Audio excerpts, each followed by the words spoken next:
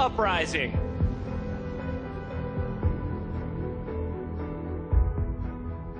We are, my opinion is we're going to go to Junkertown. They're right on the cusp of finishing this, and the dive defense, his biggest vulnerability is how many resurrections have you even seen from the defensive Mercy?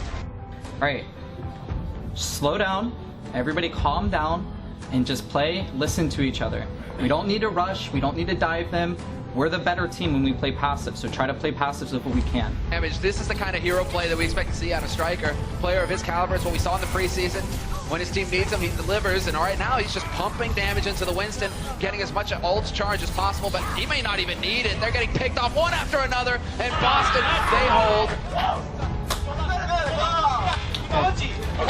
It looks like we are going into Ilios then. Okay, so in the span of 25 seconds, he gets the Deadeye! Anything done, or is it just going to be a complete and utter shutdown? And so going into New Bondi, we will see now if Boston are able to recoup. Because Striker, he's already used one of them. Yeah, they better make this work now because they get What? noon back in your face. That's midnight into Sabiobe. This is big. They don't have that much room to work with here, Boston. They have to stay alive. And the New York XL will walk it home on Numbani.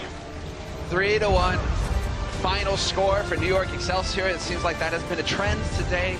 They did not disappoint. At times, you guys played great. You played really smart, and we were very proud of you.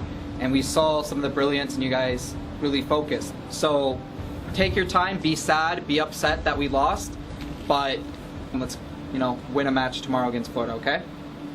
Okay, thank you guys. It's Friday, baby! Welcome back! This is day 3 of the Overwatch League, and we've already seen 2 incredible days of matches. The action gets better here on our 3rd day of action. We are getting fired up for this one. We got the Florida Mayhem going up against the Boston Uprising. The hidden gems of Striker and his DPS partner Dreamcasper is delivering very strong performances.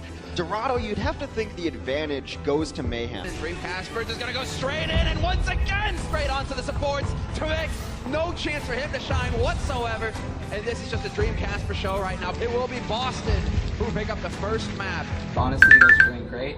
The main thing I would say is a lot of you guys are calming, especially on our defense. You're communicating where they are. Top left, bottom up. McCree's main, but you're not following through on okay, what's our ults, what's their ults, what's the plan? Well, life is going to get more difficult. Striker with the style points. Swoosh is gone. And that is going to be the follow-up. This is turning into the Striker show, and this is exactly what he wants to be doing. Just shooting at the back line, dropping support players left and right. And this one looks like it might be Boston taking a swift 2-0 lead.